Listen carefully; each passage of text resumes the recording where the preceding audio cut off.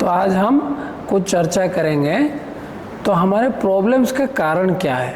आप सब कुछ ना कुछ प्रॉब्लम से है या नहीं? यस और नो? तो शास्त्रों में इन प्रॉब्लम्स को 5 प्रकार बोला गया है। पंच क्लेश, बोलिए क्या नाम है? पंच मतलब 5, क्लेश मतलब कष्ट। हमें जो भी हमारा कष्ट आता है इनका कारण 5 है। तो क्या क्या है आज हम उसको चर्चा करते हैं। पहला है, आप यहाँ पे देख सकते हैं, मेरे पीछे बोलिए अविद्या। बोलिए अविद्या मतलब क्या है? लैक ऑफ ट्रू नॉलेज और इग्नोरेंस, है ना। अंधकार हमारे जीवन में आ जाता है। तो ट्रू नॉलेज ना होने के कारण हमारे अंदर कुछ ना कुछ प्रॉब्लम्स आता है। कुछ एग्जाम्पल दीजिए। जैसे मान लीजिए कोई नया, हाँ आप सब यंग है, मान लीजिए आपका पार्टनर मिल गया, है ना। आपके गर्लफ्रेंड को लेके आप एक लॉन्ग ड्राइव में जा रहे हैं। कहाँ जा रहे हैं? लॉन्ग ड्राइव में। और रास्ते में टायर पंक्चर हो गया। अब आपको उस टायर को चेंज करके जो पीछे स्टेपिन लगा है उसको लगाना नहीं आता है। तो क्या होगा आपका मन? हो सकता है रिलेशन उसी दिन बिगड़ जाएगा, है नहीं। इतने दिनों के बाद मुझे लॉन्ग ड्राइव में लेके आए और रास्ते गाड़ी खराब हो गया, गाड़ी को ठीक नहीं करना आता है नहीं। लेकिन अगर आपको स्टेपिन लगाना आता है तो you have the knowledge to change that wheel. क्या बोलोगे? क्या आप प्रॉब्लम से फील करोगे? क्या आपको कष्ट अनुभव होगा? Darling just wait for few second, few minutes, wait करिए कुछ समय, अब भी तुरंत ठीक करता हूँ। गया और चेंज किया, फिर लॉन्ग ड्राइव शुरू। You feel happy. So life में भी ऐसे ही होता है। जीवन में जब प्रॉब्लम्स आता है उसको ओवरकम करने के लिए सबसे पहले हमें क्या चाहिए? नॉलेज। क्या चाहिए? नॉलेज। और नॉलेज 2 प्रकार के हैं। एक आपका भौतिक ज्ञान व मैटेरियल नॉलेज, जैसे अभी आप सब पढ़ाई करते हो, कई सारे चीज़ों के बारे में आपको पता चल रहा है। इससे आपका लाइवलीहुड बनता है। आप अच्छे जॉब करते हो, सैलरी कमाते हो, फिर आपका दिन अच्छा बीतता है, आप परिवार को टेक केयर कर पाते हो। दूसरा एक नॉलेज है जिसको हम बोलते हैं स्पिरिचुअल नॉलेज व आध्यात्मिक ज्ञान। क्या है? उससे आपके अंदर का विकास होता है। जैसे क्या सही क्या गलत आप चूज कर पाते हो, कैसे बिहेवियर करना है, सामने आपके बड़े लोग हैं उनके साथ कैसे डील करना है, सामने आपसे जूनियर लोग हैं उनके साथ कैसे डील करना है, सामने आपके बराबर के आपके फ्रेंड हैं उनके साथ कैसे डील करना है। ये समाज में जब कष्ट आता है तो हम अपने मन को कैसे बैलेंस करेंगे। तो जब आपके अंदरूनी चीज़ों के बारे में आध्यात्मिक नॉलेज से आपको बहुत सहायता मिलता है। तो इसलिए 2 प्रकार नॉलेज, और ख़ासकर हम यहाँ पे बात कर रहे हैं स्पिरिचुअल नॉलेज के बारे में। जिसके पास स्पिरिचुअल नॉलेज कम है, he have lots of problems. Are you agree with me? Spiritual का मतलब नहीं है कि जो आप आजकल सब समझ रहे हो। स्पिरिचुअल बोलते ही लोग डर जाते हैं, है ना, कि हमें दाढ़ी बनाना है या बाल गंजा करना है, कपड़ा चेंज करना है। ये एक वेशभूषा होता है। जो बहुत बैरागी है वो लोग ऐसे करते हैं। लेकिन हमारे जैसे आम जो जीवन जी रहे, हमारे लिए भी आध्यात्मिकता का ज़रूरत है। लेकिन यहाँ पर रहते हुए मन को कंट्रोल करना, बुद्धि को संयम करना और अच्छा बुद्धि बढ़ाना, ये सब चीज़ें आध्यात्मिकता का एक पार्ट है। तो आप जब अविद्या से बाहर आओगे तो प्रॉब्लम सॉल्व होगा। लेकिन जब तक अविद्या है तब तक आपको सफरिंग झेलना पड़ेगा। सो पहला cause of human problems is अविद्या। दोबारा बोलिए, अविद्या। और अविद्या से दूसरा एक कॉज स्टार्ट होता है, मेरे पीछे बोले अस्मिता। बोले अस्मिता का मतलब होता है आईनेस और ईगो। हम सब के अंदर है या नहीं? थोड़ा या बहुत ज़्यादा कूट कूट के भरा है। यस और नो? हम सब ईगो के साथ जी रहे हैं। तुमने ऐसे बोली, तुमने ऐसा बोल दिया, मैं कर रहा हूँ, मैं कर करके हमारा पूरा दिन बीत जाता है। मैं, मेरा, है ना, इंग्लिश बोलते हैं मी, माइन, आई, इसी में हमारा दिन बीत जाता है। और आप सोचिए आप कैसे दोस्तों के साथ रहना चाहते हो, जो केवल अपने बारे में बोले या सबके बारे में बोले?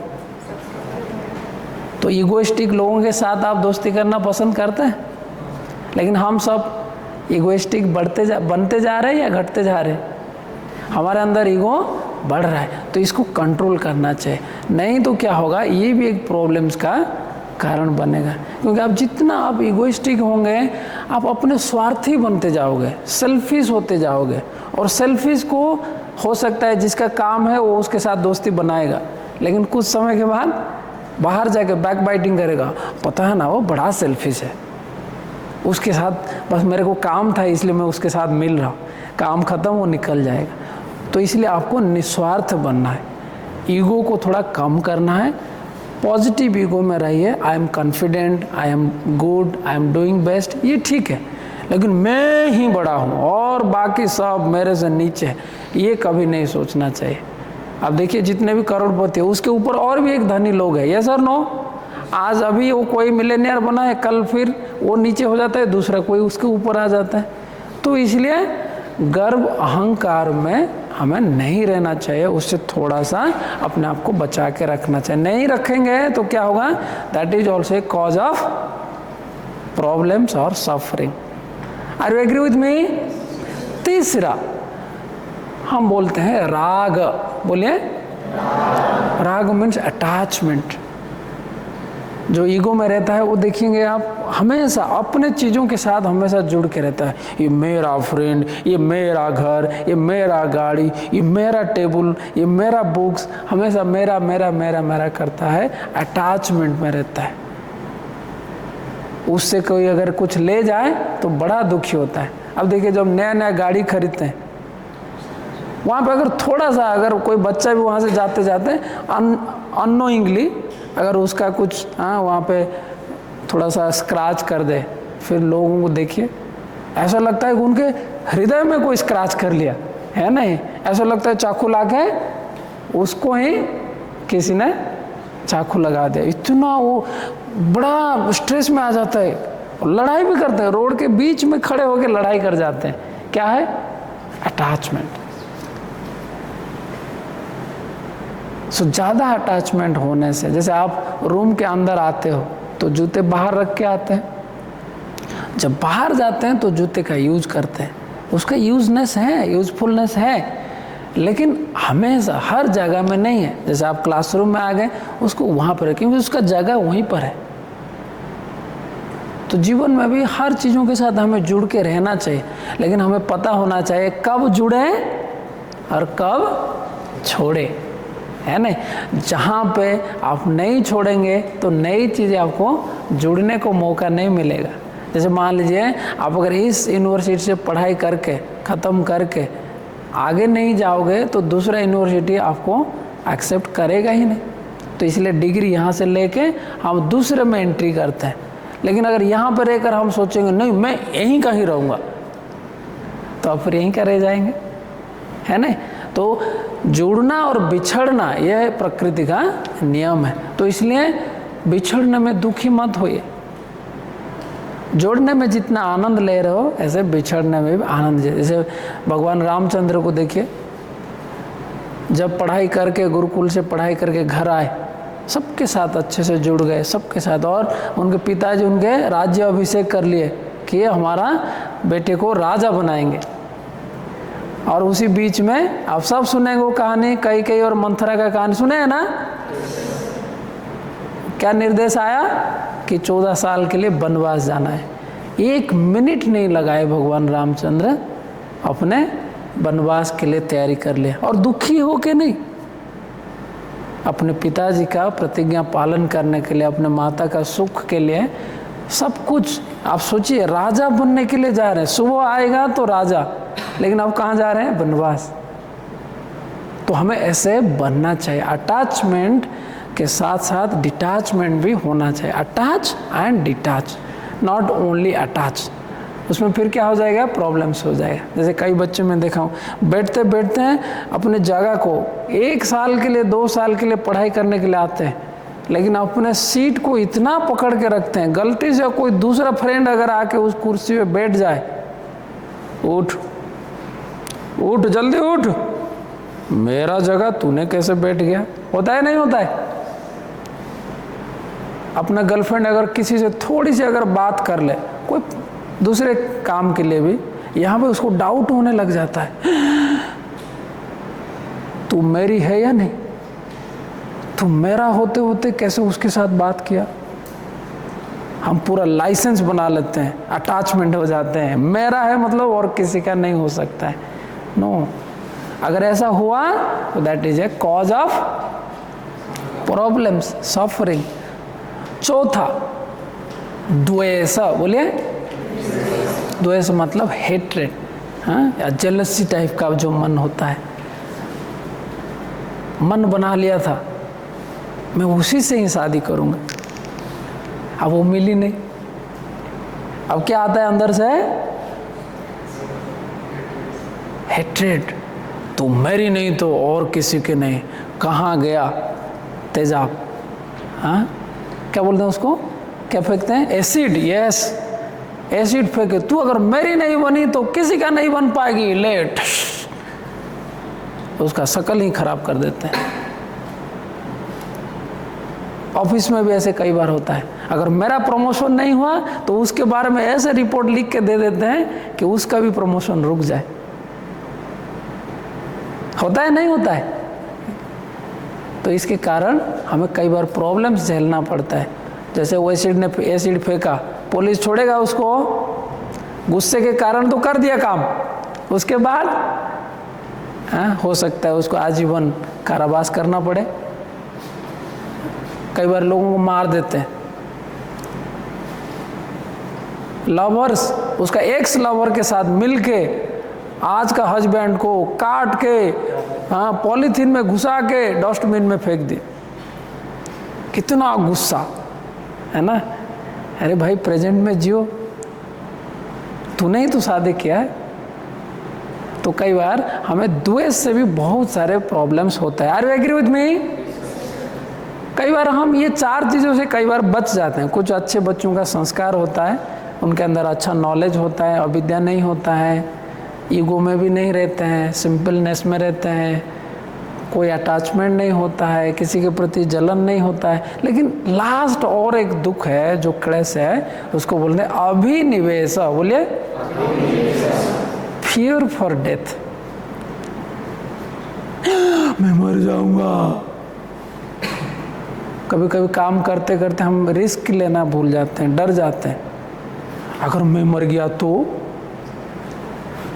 ये जीवन क्या है?